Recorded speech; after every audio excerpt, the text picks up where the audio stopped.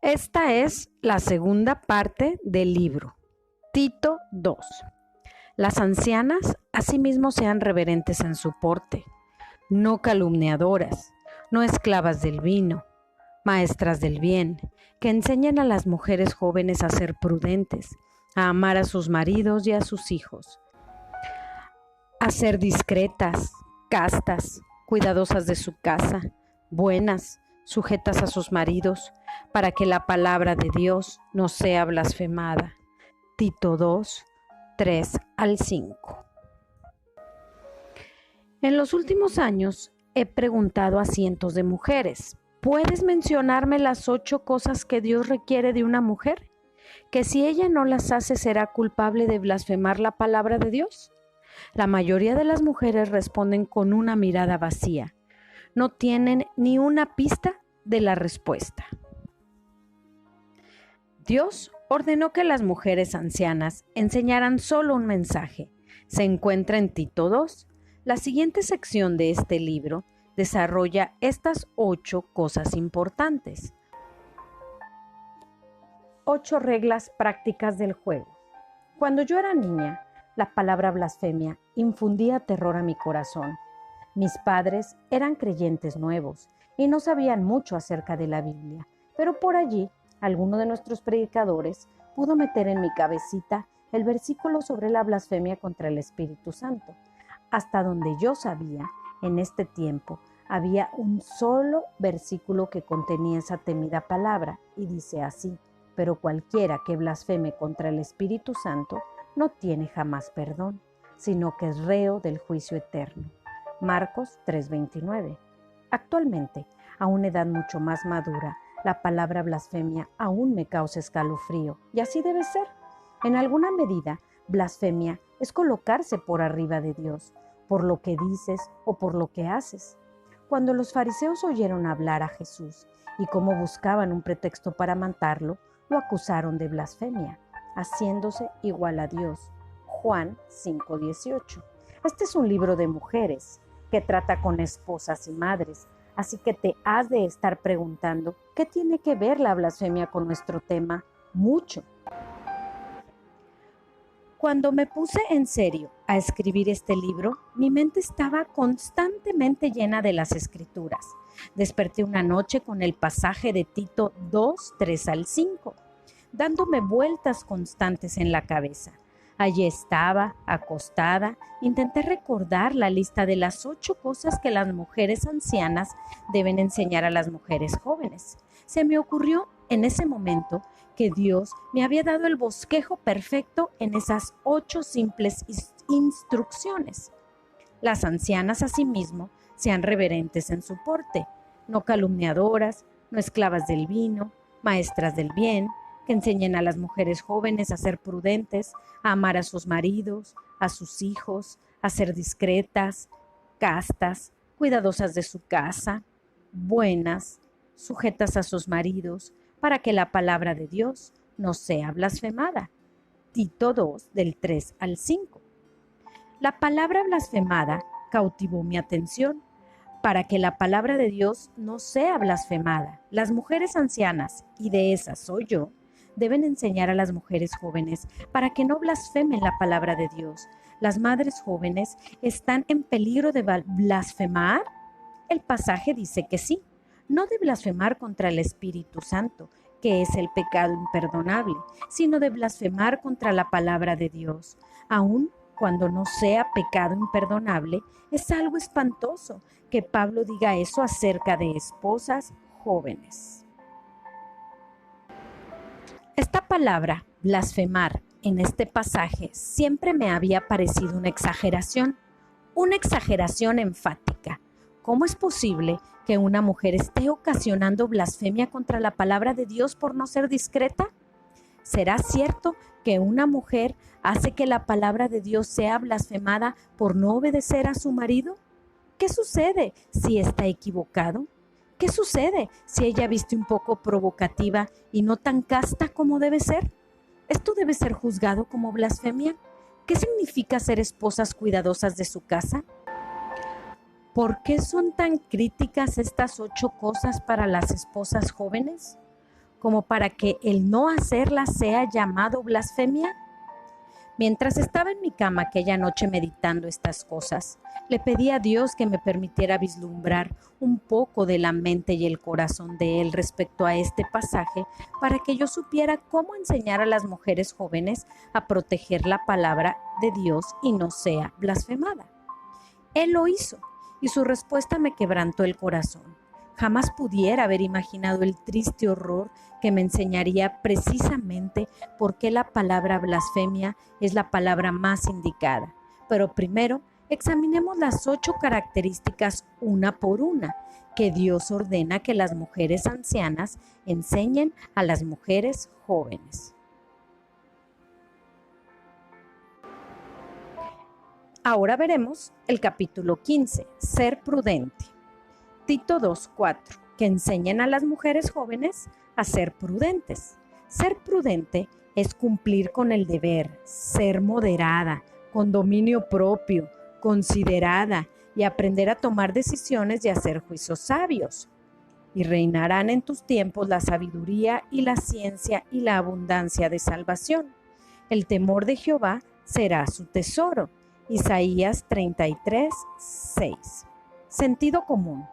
Una esposa prudente es aquella que afronta el hecho de que ya no es una persona independiente y libre, con tiempo para hacer lo que le plazca.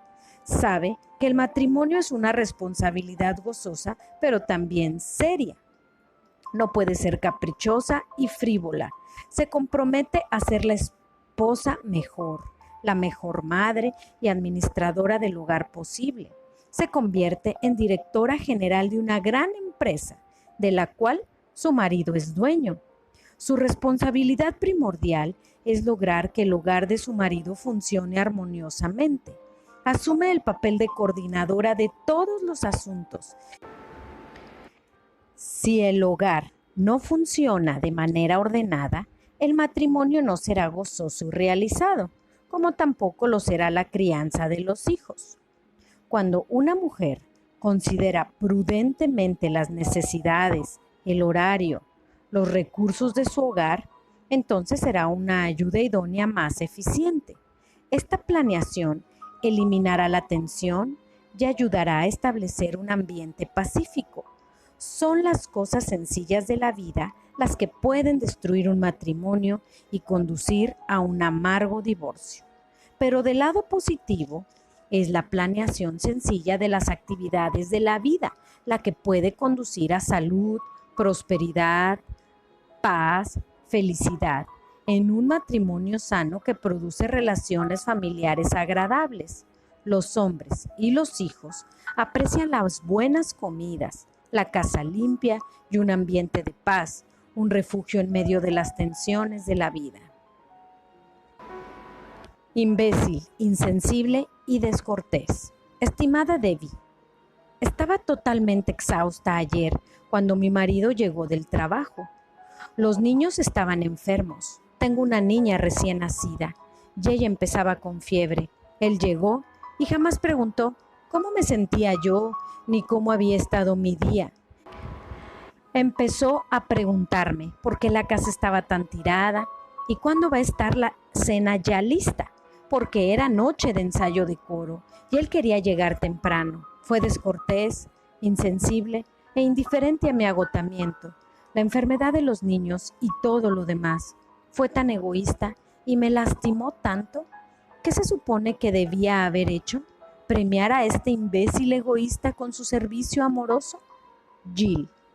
Estimada Jill, servir a tu marido es tu deber, tu trabajo y lo que más te conviene. Debbie. Nadie podría negar que el marido de Jill es insensible, pero 2 males no hacen un buen matrimonio. Un bien puede hacer un gran impacto en un matrimonio y cambiar a ese viejo egoísta. Nunca olvides que tu trabajo es servirle bien, así que la planeación anticipada es indispensable. Si Jill hubiera hecho mejor su trabajo, su marido no hubiera sido tan majadero. Tu marido espera que hagas planes por adelantado. Él hace planes anticipados en su trabajo o perdería su empleo.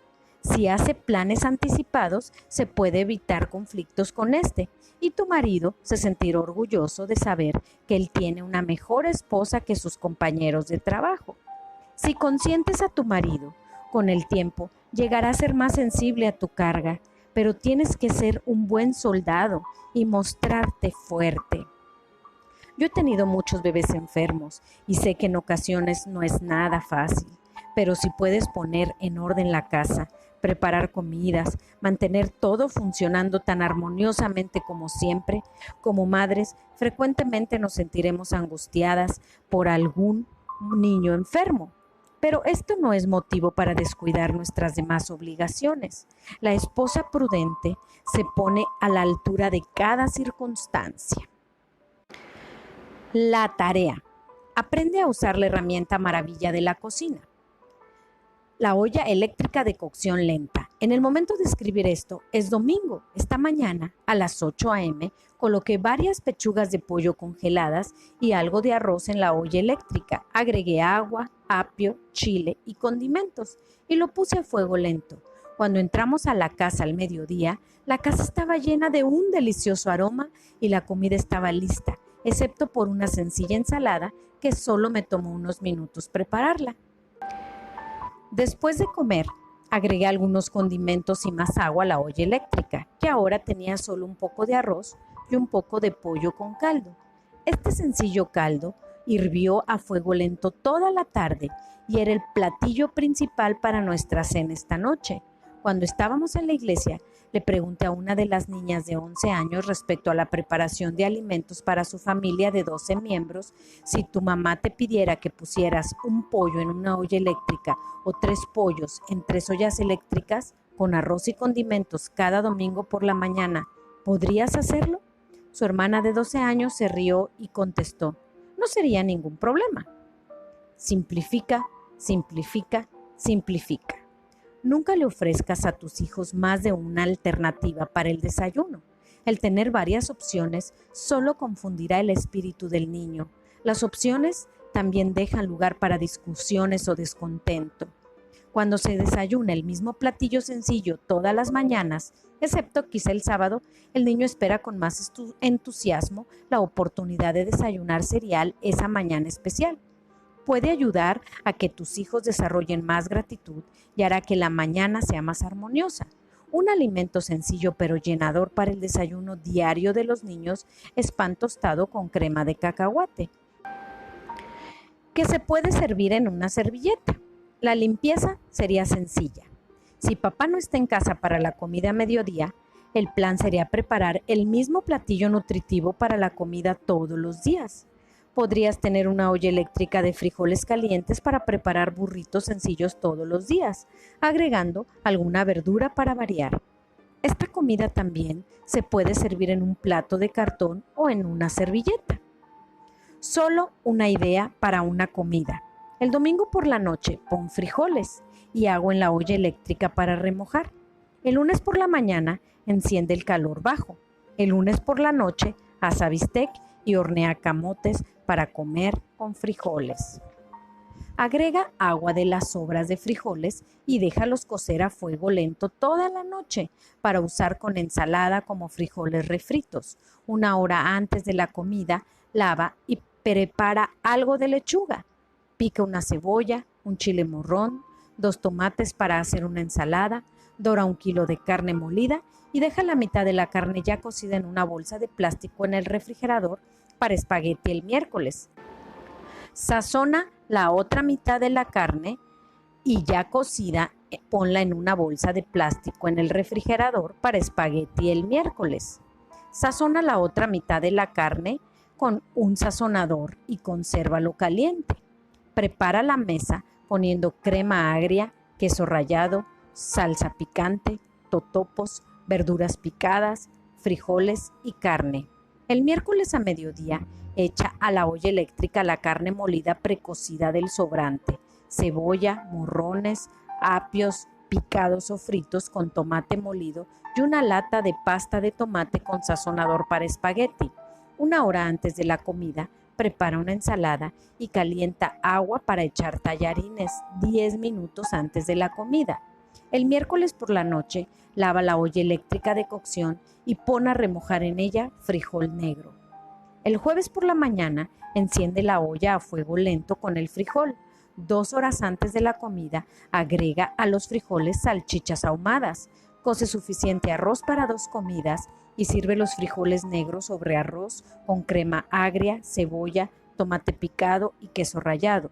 Agrega agua a las sobras de los frijoles negros en la olla con un puño de arroz para cocer a fuego lento toda la noche, para la comida tuya y la de los niños el viernes al mediodía. Pon el arroz sobrante en el refrigerador para cenar arroz frito el viernes. El viernes, usa el arroz y el frijol negro sobrante en la olla para la comida del mediodía de los niños. Toma las sobras de arroz del refrigerador para preparar arroz frito. Pica cebollas, pedazos de carne, pollo, jamón, tocino o res. Sofríe mezcla con arroz. Luego agrega huevo revuelto y salsa de soya al arroz. Sazona con sal, pimienta y prepara una ensalada. El sábado, hagan una comida al aire libre con hamburguesas, latas de frijol cocido y el postre de galletas. El domingo, debes tener listo tu pollo para la olla de cocción lenta. En la mañana, pon un pollo, un tallo de apio, una lata de sopa de crema de pollo en la olla y sazona. Antes de salir a la iglesia, corta 10 tortillas de harina en tiras de 5 centímetros y échalas a la olla con pollo. Después, disfruten este delicioso pollo con tortilla al llegar de la iglesia. No es un marido renegado, ni un mal día lo que ocasiona problemas de cocina y limpieza para las esposas jóvenes. Es la falta de simple planeación. Cuando yo era niña, siempre comíamos los mismos platillos para determinados días. La cena estaba lista a las 5 de la tarde. Siempre cenábamos chícharos, papas y bistec los lunes, pastel de carne con camote y ensalada de col los martes. La cena de los miércoles era pierna con puré de papas y ejotes, espagueti y ensalada los jueves, y pescado, papas fritas y ensalada los viernes, la comida que Jesús preparó para sus huéspedes. Una cena fija para cada día de la semana hacía que fuera más fácil que mamá planeara y comprara la despensa de cada semana. Mi papá contaba con la cena y sabía que estaría lista y caliente y esperándola cuando llegara del trabajo. La clave es la planeación. Una lista de compras con las cenas de la semana bien definidas es una herramienta muy útil. Como esposas, nuestra misión en la vida debe ser perfeccionar nuestra manera de agradar a nuestros maridos. En ocasiones, la conservación de una buena relación con tu marido no requiere más que la realización de tareas sencillas como tener preparada una buena comida a tiempo y una casa limpia, aun cuando no sea fácil o conveniente hacerlo. Rasgos de una buena ayuda idónea. Una buena ayuda idónea provee un oasis para su marido, prepara alimentos que le agraden, no cocina para su propio gusto, planea y prepara con mucha anticipación, practica el dominio propio. Fresas y dulce amor. Conservo dulces recuerdos de mi infancia del tiempo que pasábamos recogiendo fresas. El más vivido recuerdo es de mi viejo abuelito arrugado, de rodillas junto a mí, recogiendo fresas y platicando surco tras surco de cuánto amaba a mi abuelita. Aparentemente, él no veía su vestido abultado, su escaso pelo canoso, ni su viejo rostro arrugado. La idea de que él amara y de que ella fuera una mujer hermosa era un concepto novedoso que mi mente joven encontraba divertido. Recuerdo que me daba tanta risa que en ratos resultaba difícil recoger fresas. Su declaración de amor también era muy reconfortante. Mi abuelita honraba y obedecía a mi abuelito. Este era un fundamento de amor y honra, entre ellos que fortalecía a la familia, incluyendo a la familia extensa. Al leer el siguiente relato, escrito por mi buena amiga y prima, ellos eran abuelos de ella también. Verás cómo fuimos condicionadas para agradar a nuestros maridos.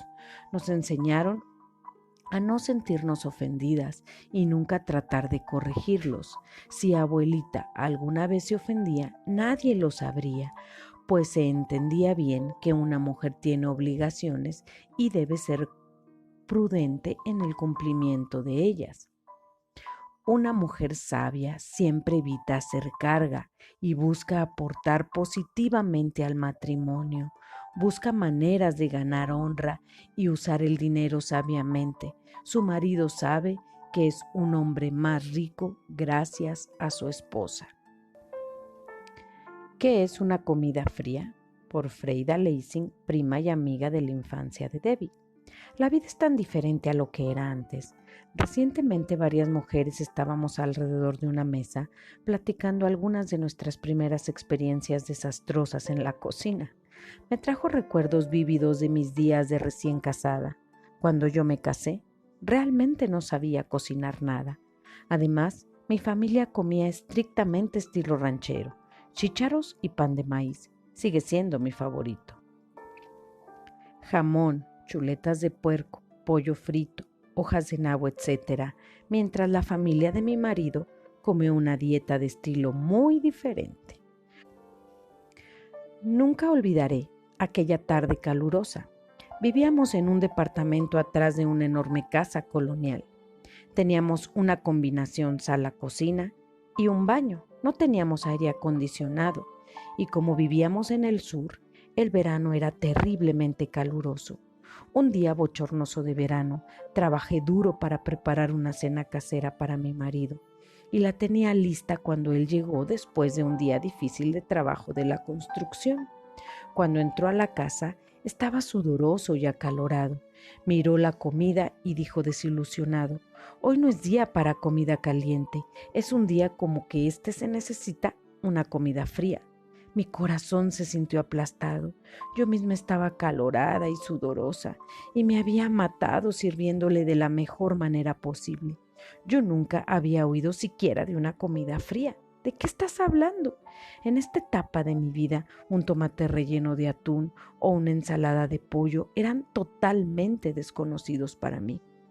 Debo decirte que mi experiencia no era tan divertida hace 30 años, pero al terminar de contarla a mis amigas, todas nos estábamos riendo de lo aplastada que me había sentido ese día. Me sorprendió ver a una de las mujeres más jóvenes a la mesa. No le pareció gracioso y contestó irritada: «¿Se lo aventaste? Yo se lo hubiera aventado». Este comentario paró en seco mis recuerdos. Me enojé.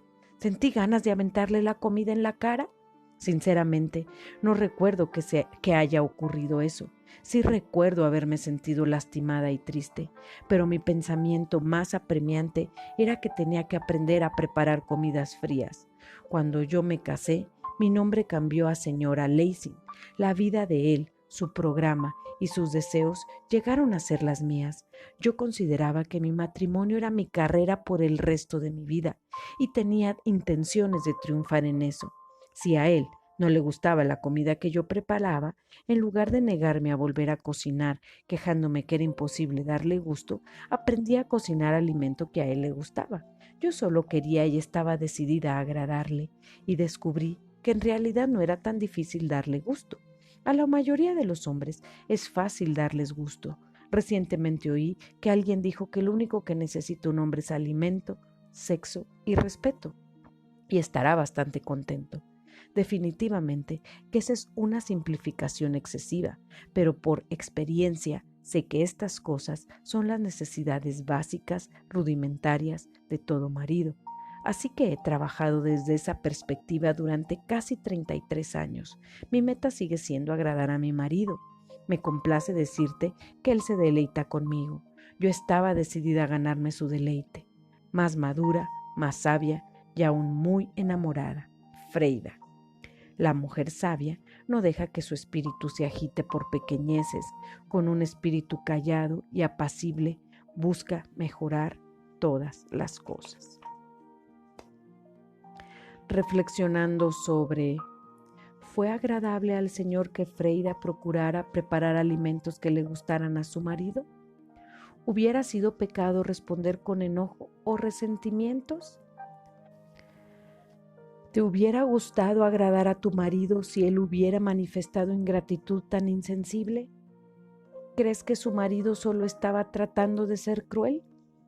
Cuando te casaste, ¿veías tu matrimonio como una carrera de agradar a tu marido? La mujer virtuosa es corona de su marido, mas la mala como carcoma en sus huesos. Proverbios 12:4. Desarrolla un nuevo hábito. La mayoría de las esposas que leen este libro fueron formadas para no honrar a su marido. Lo más probable es que haya sido formada por el ejemplo de tu madre, por no respetar y para no tener resentimientos contra tu padre. Fuiste formada observando que tu mamá mostraba desaprobación de los malos hábitos de tu padre y no ha cambiado nada en tu manera de relacionarte con tu marido. ¿Parece normal enojarte en lugar de buscar cambiar para bien? No es fácil romper con una tradición bien arraigada, pero bien que valdrá la pena el esfuerzo. Liberadas para su pesar. Empezando con el movimiento de la liberación de la mujer en la década de los 1960, se espera de las mujeres y que han sido enseñadas a sentir rechazo por hombres en autoridad, los medios de comunicación, revistas, películas y libros populares han fomentado la erradicación de la distinción entre lo masculino y lo femenino. Las iglesias tradicionales, como siempre, solo llevan como una década de rezago en la relación con el mundo, de modo que los libros cristianos y los ministros han seguido con su propia teología de liberación femenina. Ministros y teólogos han inventado maneras de descartar la autoridad de la palabra de Dios encontrada en las Escrituras, cuando hablan acerca de la naturaleza y los deberes del hombre y las mujeres, y han llegado al extremo que las iglesias ahora están convencidas de que la Biblia apoya la mentalidad moderna.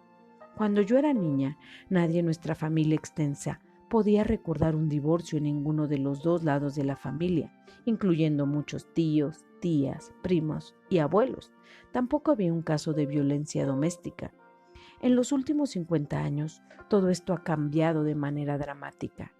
Es difícil creerlo, pero la siguiente tarea fue tomada de un libro de texto de administración del hogar utilizado en la escuela pública en la década de los 50. Esto es lo que se había enseñado al público en general cuando yo era estudiante. ¿Puedes imaginar el escándalo que ocasionaría si alguien incluyera esto en un libro de texto de escuela pública en la actualidad? ¿Cómo ser buena esposa hoy? Tomado textualmente de un libro escolar de administración del hogar en 1950. Ten la cena lista. Planea con anticipación, incluso desde la noche anterior, para tener una deliciosa cena a tiempo. Esta es una manera de comunicarle que has estado pensando en él y que te interesan sus necesidades. La mayoría de los hombres llegan a casa con mucha hambre y la perspectiva de una buena cena es parte de la cálida bienvenida que se necesita. Arréglate. Toma 15 minutos de descanso para que estés fresca cuando él llegue. Retoca tu maquillaje, pon un listón en tu cabello para lucir fresca. Él acaba de estar con mucha gente fatigada por el trabajo. Sea un poco más alegre y más interesante. Su día aburrido pudiera necesitar un estímulo. Recoge el tiradero. Haz un último recorrido por la casa antes de que llegue tu marido, recogiendo libros, juguetes y papeles. Luego pasa por un sacudidor por las mesas. Tu marido sentirá que ha llegado un refugio de descanso y orden y te levantará el ánimo a ti también. Prepara a los niños. Toma unos minutos para lavarles las manos y la cara a los niños. Si son pequeños, peínalos y si es necesario, cámbiales la ropa. Son pequeños tesoros y a él le gustaría verlos haciendo ese papel. Elimina ruidos. A la hora de su llegada, elimina el ruido de la lavadora, secadora o aspiradora. Anima a los niños a guardar silencio.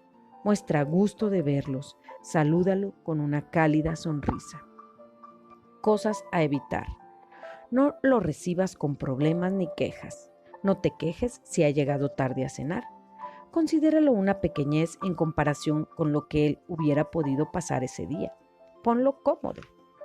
Haz que se recline en un sillón cómodo o sugiere que se acueste en la recámara. Tenle preparada una bebida fría o caliente. Arréglale la almohada y ofrécele quitarle los zapatos. Háblale con voz baja, tierna, tranquilizadora y agradable. Permite que descanse y se relaje. Escúchalo. Quizá tengas una docena de cosas que quisieras decirle, pero el momento de su llegada no es el indicado. Deja que él hable primero. Haz que la tarde sea de él. Nunca te quejes si no te saca a cenar o a otros lugares de distracción. Más bien, trata de entender su mundo de tensión y presión, su necesidad de estar en casa y relajarse.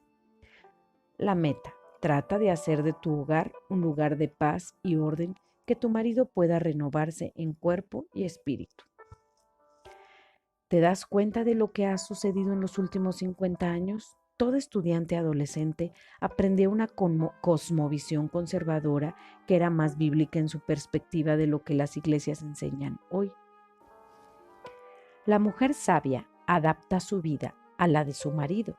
Los hábitos de juego, alimentación y sueño de él llegan a ser de ella. Estoy al borde de un colapso nervioso. En esta carta muestra que cuando las cosas no salen a nuestra manera, suelen hacer que tengamos un espíritu inquieto, nervioso, en lugar de un espíritu callado, prudente, que Dios quiere que tengamos. Fue bueno saber que esta mujer finalmente encontró la paz. El artículo de ella se refiere y se encuentra en inglés en el portal de internet www.nogreatjoy.org. Escuché la lectura pública de un artículo llamado Maridos carnales, esposas gruñonas y niños cascarrabias en un seminario de Knoxville. Por primera vez entendí que mi ansiedad controlaba a mi marido y era un reflejo de mi falta de confianza en él. Cuando salíamos al seminario y estábamos luchando con el tráfico, mi marido mencionó que necesitábamos cargar gasolina. Pasamos varios kilómetros y el tráfico seguía muy denso. De pronto estábamos libres y en las montañas y ya no había dónde comprar gasolina y me encontraba en un estado extremo de nerviosismo. Me había agitado hasta el grado de quererle gritar que regresara a la ciudad para comprar gasolina. Yo alcanzaba a ver el indicador de la gasolina. Estaba totalmente vacío el tanque. Yo gritaba en silencio a Dios que precisamente por eso era que yo tenía que tomar el control, porque Él es un hombre más irresponsable y no toma decisiones sabias. Yo sentía que debía decirle lo que hiciera. Yo estaba tan nerviosa, casi enferma, pero por primera vez guardé silencio y contemplé con admiración las montañas. Después de ascender entre las montañas unos 16 kilómetros, finalmente llegamos a una salida donde había una gasolinera. Mi esposo me miró, sonrió y preguntó: ¿qué pasa contigo? ¿No eres un desastre de nerviosismo como de costumbre? Cuánto me alegro que hayas aprendido a relajarte. ¿No es mucho más divertida la vida cuando no estás tan llena de temor? Estoy orgullosa de ti. Tuve que detenerme y reflexionar. Aun cuando se nos hubiera acabado la gasolina, ¿hubiera sido una tragedia? Comprendí que yo había convertido muchas cosas en monstruos. Tenía lo contrario de un espíritu callado y apacible que debemos tener. He aprendido a no dejar que mis temores e irritación por circunstancias inciertas me controlen a mí, o peor aún, a mi marido. Estoy aprendiendo a apoyarme en mi marido. Sara. Haya pues en vosotros este sentir que hubo en Cristo Jesús. Filipenses 2:5. Santuarios personales. A muchas mujeres les falta la prudencia bíblica, como lo deja ver la manera en que tratan sus casas como santuarios que deben proteger, en lugar de espacios donde puedan disfrutar a sus familias. Se trastornan emocionalmente si se ensucia la alfombra o si los niños accidentalmente derraman leche sobre el sofá. Se convierten en desastres emocionales por lo que sucede en su entorno físico. Si tú tienes ese problema, permíteme preguntarte, ¿cómo te sentirías si tu marido no proveyera más que un corral para el nacimiento de tu primer hijo? Así fue el caso de María, la madre de Jesús. ¿Crees que Dios hubiera podido usar a María como madre de Jesús si ella hubiera permitido convertirse en un desastre emocional porque su entorno no era limpio u ordenado? Piensa en la muchacha adolescente, María, prendida del lomo de un burro, mientras las contracciones hacían que se retorciera de su agotado cuerpo y su marido buscaba desesperadamente un lugar para que ella diera a luz. Muchos han especulado respecto a qué virtudes tendría María como para que Dios la haya escogido para ser madre de nuestro Señor. Yo te puedo decir cómo era. Tenía eternidad en su corazón, tenía dominio propio, era reflexiva y siempre estaba aprendiendo a tomar decisiones sabias.